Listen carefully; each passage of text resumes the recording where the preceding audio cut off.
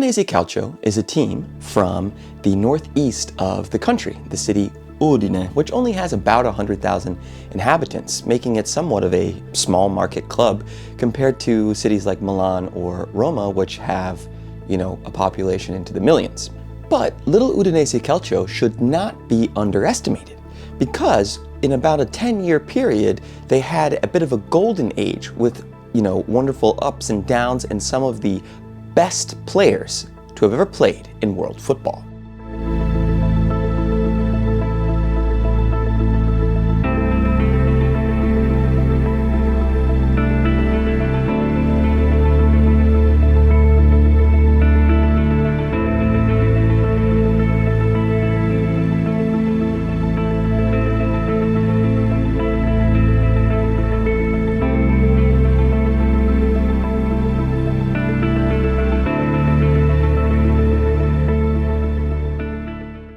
The team itself wears black and white, very similar to Juventus, earning them the nickname the Bianconeri. However, they also are called the Friulians or La Zebretta, the little zebras. I'll let you figure that one out. Since the 1920s, Udinese has been in and out of Italian top-flight football, with their best ever finish being second in the 1955 championship. Since then, it's been followed by a series of relegations and middling results. And during their entire history, they have never won either the Serie A championship or a Coppa Italia. In the middle 90s, they did find a bit of success, spurred on by German international striker Oliver Bierhoff and Marcio Emuerso, with their peak being a third-place finish in the 97-98 Italian championship, qualifying them for Europe.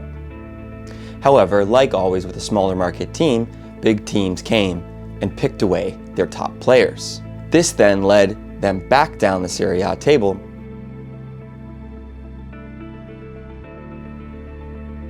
As the 2000s began, we started to see the rise of Udinese Calcio into their golden era, with a young, unproven manager, Luciano Spalletti, who himself would go on to coach a series of teams and even win a Scudetto with Napoli. However, this was long before that started. He began to build up the Friulian side. He left briefly, but returned in 2002 to put together a solid team.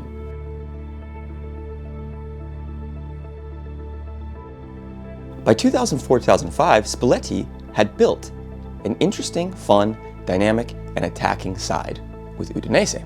This also coincided with one of the biggest and best transfers in Udinese's history, bringing in club legend Antonio Di Natale. More on him in a minute. Spalletti also gathered in players such as Vincenzo Iaquinta, Morgan De Santis, Soli Montari, David Pizarro, Marek Jankulovski. The squad of exciting young new players fought their way up the table to achieve a fourth-place finish and qualification for the Champions League. This was one of their best finishes of all time. Spalletti then left the club after the 05-06 season, and the team suffered a bit. Perhaps a common problem that happens to many small market teams.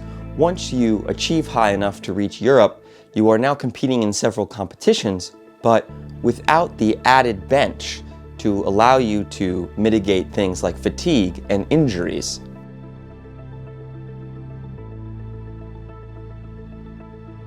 In an interesting side note, at this time, they had a player named Saadi Gaddafi, who, of course, is none other than one of the sons of Libyan dictator Muammar Gaddafi. In an interesting side note of football history, it can only be assumed that his father paid for his son to live out his dream of being a professional footballer.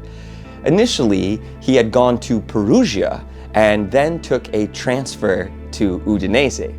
Again, as I mentioned before, one would wonder whether the small Friulian club received some kind of cash bonus or kickback for signing the younger Gaddafi. He was actually given a 10-minute spell in an end-of-the-season game against Cagliari.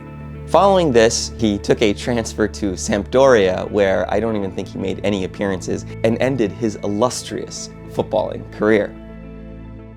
Programmi per il futuro? You have to ask my father. Dovete chiedere a mio padre, risponde. 。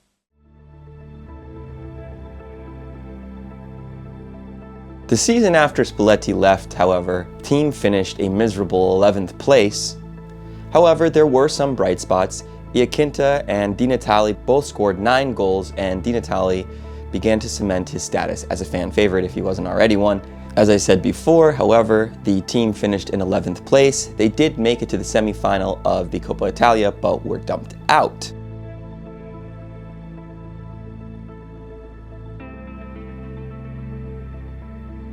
In the 07-08 season, the team was able to do a solid bit of business, bringing in many players that would have good careers for Udinese and beyond. Gökhan Inler, Grandissimo gol di Inler che non esulta.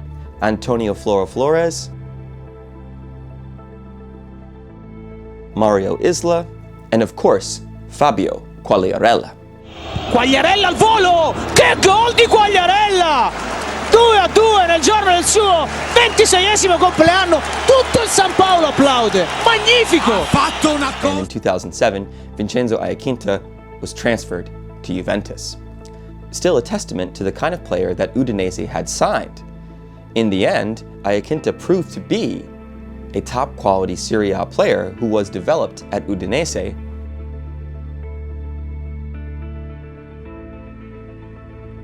In an interesting side note, later in his career, Vincenzo Iaquinta was caught up in a scandal involving the Calabrian mafia, the 'Ndrangheta, in which he was hiding weapons caches for the criminal group. Iaquinta himself received a 2-year prison sentence, while his father was convicted of the more serious crime of 'Ndrangheta or mafia association and was given 19 years in prison.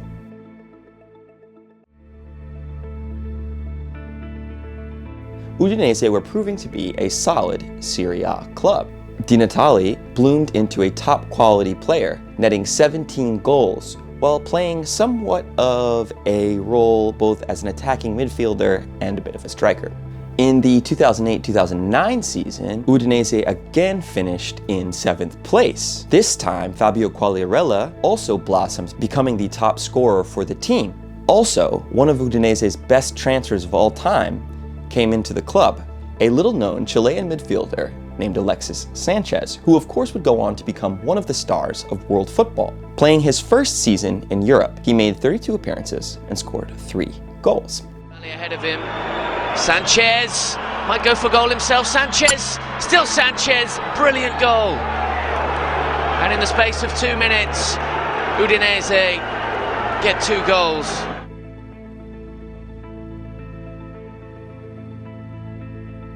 Now, the 09-10 season was a bit of a disaster, with Udinese finishing 15th place.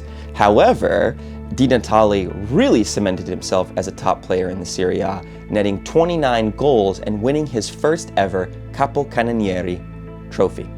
Alexis Sanchez continued his improvement, proving to be one of the best emerging midfielders in all of Europe. And once again, Udinese reached the semi-final of the Coppa Italia. They were, however, dumped out again.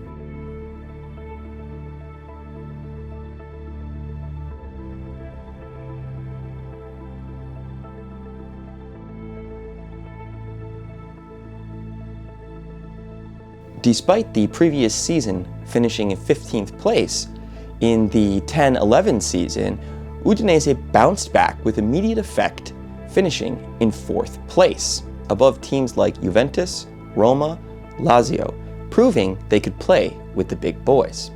Once again, Antonio Di Natale netted a bag of goals, scoring 29 and earning his second Capocannonieri trophy in as many seasons. Alexis Sanchez really began to show why he was one of the top midfield prospects in all of Europe, making 30-something appearances and scoring 12 goals.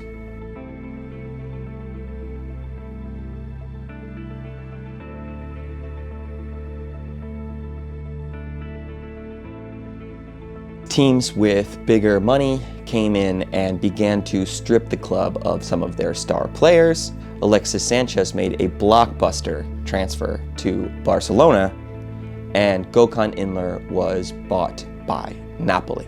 The 2011-2012 season, despite the loss of major star players, Udinese again proved that they were a solid team.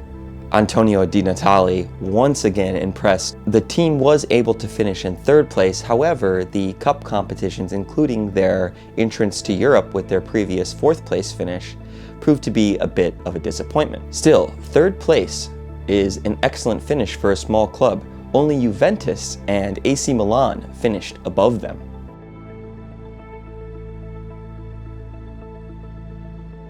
The 2012-2013 season proved again that Udinese were a solid team, finishing in 5th place. This was perhaps the beginning of the end of the Udinese Golden Era, a term coined by me. Of course, with the loss of some of their best talents, the team began to flounder a bit. There was only so much that Antonio Di Natale could do without many of the other star players that they had around him, finishing in 13th place in the 2013-2014 season.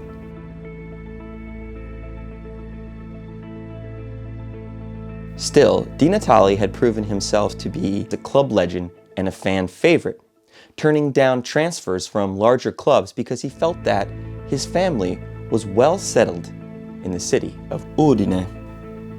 Not only did Di Natale's loyalty endear himself to fans, but Di Natale proved himself to be a pretty decent guy when one of Udinese's players, Pier Mario Morosini, suffered a cardiac arrest on the pitch and died during a game with Livorno.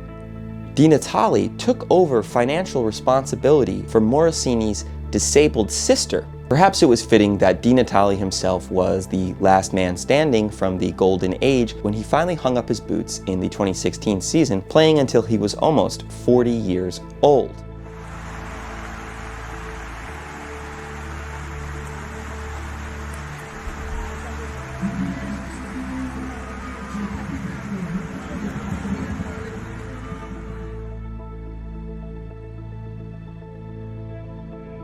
The reason that I'm making this video is because despite them not winning any silverware during this period, it's hard to quantify their success. But if you take a deeper dive and look at the team and what they were able to achieve, considering their small market status and lack of historical success really in the Serie A, they were able to make many smart transfer decisions, bringing in a clutch of players that went on to become superstars across Europe and played well, of course, while they were at Udinese.